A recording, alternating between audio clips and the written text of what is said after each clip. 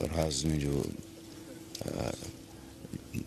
شہادت کا جام نوش کیا ہے، یہ تو اللہ تعالیٰ کسی کسی کو یہ عظیم رتبہ بخشتا ہے، مقام بخشتا ہے. قرآن کریم اس بات کا جگہ جگہ گواہی دیتا ہے کہ ان کو مردہ مت کو، یہ زندہ ہیں.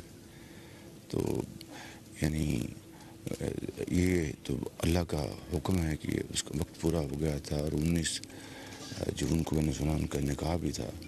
لیکن یہ عظیم قربانی آپ کے صاحبزادے کی، کیپٹن فراز الیاس کی، یہ رائے گاہ نہیں جائے گی. میں آپ کو بتاؤں، یہ انشاءاللہ یہ خون یہ زور رنگ لائے گا، اور یہ ملک کے لیے جو انہوں نے اپنی جان پیش کی ہے انہوں نے، اور دوسرے جوانوں نے، اور اس طرح اور ہمارے ماضی میں ہزاروں افسروں جوانوں نے جو اپنی جانیں پیش کی ہیں اور شہادت کا جام نوش کیا، یہ خون رائے گا نہیں جائے گا انشاءاللہ.